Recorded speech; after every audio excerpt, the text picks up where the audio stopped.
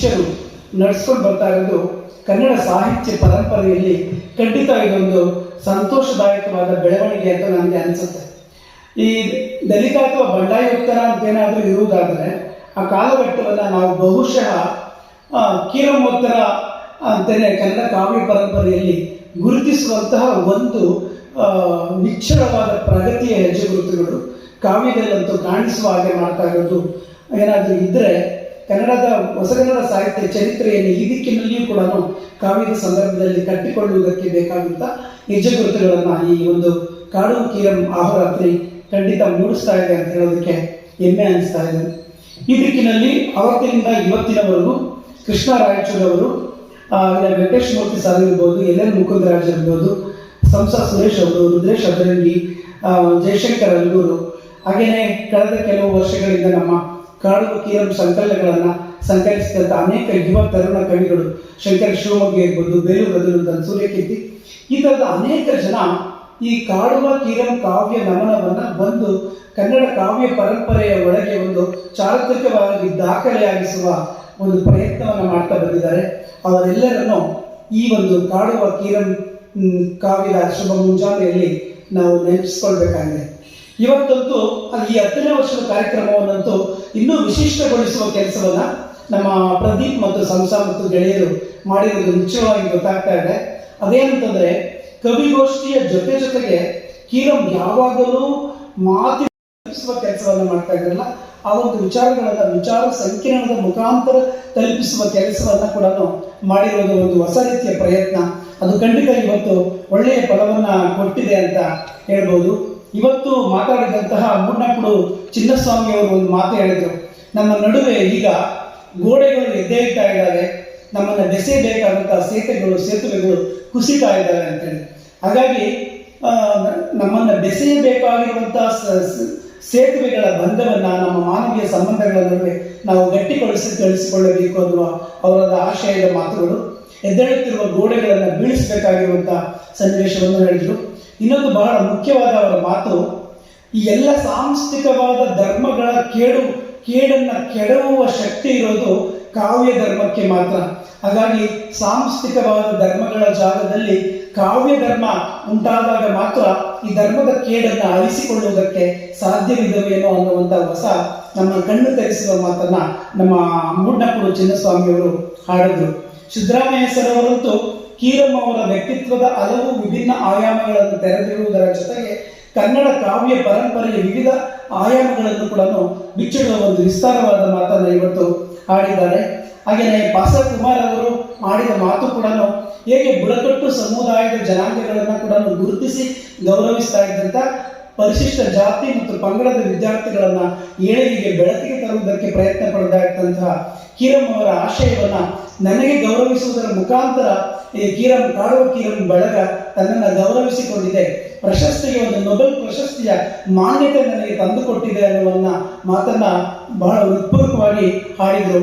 ಬಹುಶಃ ಇವತ್ತು ಕೀರಂ ಪ್ರಶಸ್ತಿಗೆ ಒಂದು ಹಣಕಾಸಿನ ದೊಡ್ಡ ಮೊತ್ತದ ಬೆಂಬಲ ಇಲ್ಲದೆ ಇರ್ಬೋದು, ಆದರೆ ಅದರಲ್ಲಿ ಅಂತರ್ಗತವಾಗಿರುವಂತಹ ಮೌಲ್ಯ ಇದೆಯಲ್ಲ, ಆ ಕೀರಂ ಹೆಸರಿಗೆ ಇರುವಂತಹ ಮೌಲ್ಯ, ಕೀರಂ ವ್ಯಕ್ತಿತ್ವಕ್ಕೆ ಇರುವ ಮೌಲ್ಯ ಸೇರಿಕೊಂಡು ಆ ಮೌಲ್ಯ ಇವತ್ತು ಬಸಕುಮಾರ್ ಅವರು ಹೇಳಿದ ಹಾಗೆ ಅದು ಬೆಲೆ ಕಟ್ಟಲಾಗದ ಒಂದು ಮೌಲಿಕವಾದಂತಹ ಪ್ರಶಸ್ತಿ ಆಗಿದೆ ಅನ್ನೋದನ್ನು ಕೂಡ ಇವತ್ತು ಆಯ್ಕೆ ಮಾಡಿದಂತಹ 5 ಜನ ಪ್ರಶಸ್ತಿ ವಿಜೇತರಿಗೆ ಕೊಟ್ಟಂತಹ ಪ್ರಶಸ್ತಿ ಕೂಡ ಅತ್ಯಂತ ಸೂಕ್ತವಾದಂಥ ಆಯ್ಕೆ ಆಗಿತ್ತು ಅನ್ನೋದನ್ನು ಕೂಡ ನಾವೆಲ್ಲರೂ ಕಂಡುಕೊಂಡಿದ್ದೇವೆ.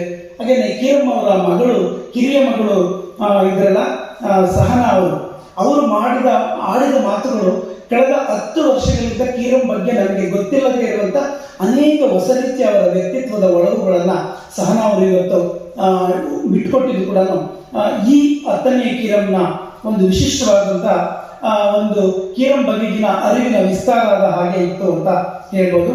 ಯಥಾ ರೀತಿ ಎಲ್ ಹನುಮಂತಯ್ಯನವರು ಇವತ್ತು ಮಾತಾಡಲಿಲ್ಲ, ಆದರೆ ಅವರು ಹಿಂದೆ ಎಲ್ಲ ಬಹಳಷ್ಟು ಮಾತಾಡಿದ್ದಾರೆ. ಅದು ಮತ್ತೆ ಕೀರಂ ಅವರನ್ನು ಸ್ಮರಿಸುವ ರೀತಿಯಲ್ಲಿ ಅವರ ಮಾತುಗಳು ಕೂಡ ಇತ್ತು ಅನ್ನೋದನ್ನು ನಾವು ನೆನಪಿಸ್ಕೊಳ್ಬಹುದಾಗಿತ್ತು ಅಂತ. ಹಾಗೆಯೇ ಮೊದಲನೇ ಕವಿಗೋಷ್ಠಿಗೆ ನಾವೆಲ್ಲರೂ ಸಾಕ್ಷಿಗಳಾಗಿದ್ದೇವೆ. ಕನ್ನಡ ನಾಡಿನ ಅತ್ಯಂತ ಈಗ ಪ್ರಸ್ತುತವಾಗಿ ಬರೀತಾ ಇರುವಂಥ ಅನೇಕ ಕವಿಗಳು ಇವತ್ತು ಕವಿತಾ ವಾಚನವನ್ನು ಮಾಡಿದರು.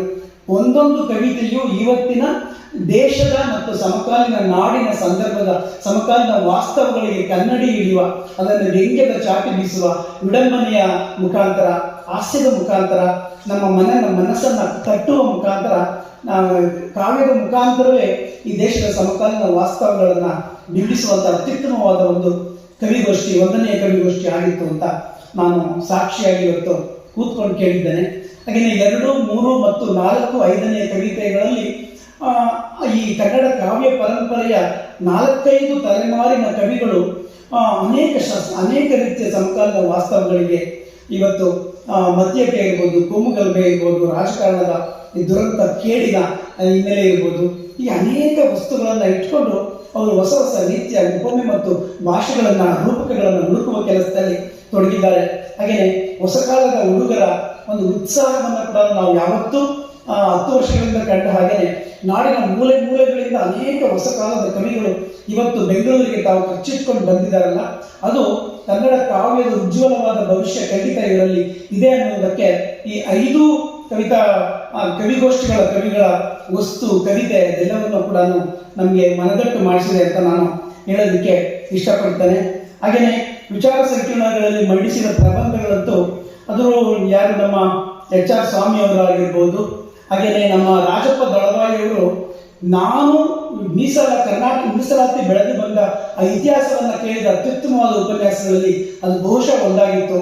ಅದು ತುಂಬ ಇವತ್ತಿನ ಮೀಸಲಾತಿಯ ಬಗೆಗಿನ ನಮ್ಮ ಅನೇಕ ರೀತಿಯ ಮೌಢ್ಯಗಳನ್ನು ಅಥವಾ ತಪ್ಪು ತಿಳಿವನ್ನು ಅಳಿಸಿ ಹಾಕುವ ಕೆಲಸವನ್ನು ರಾಜಪ್ಪ ದಳವಾಯಿಯವರು ಅದೆಷ್ಟು ಅಧಿಕೃತವಾಗಿ ಅಥವಾ ಅಥೆಂಟಿಕ್ ಆಗಿ ಮಂಡಿಸಿದರು ಅಂತ ತುಂಬ ಉಪಯುಕ್ತವಾದಂಥ ಉಪನ್ಯಾಸವಾಗಿತ್ತು.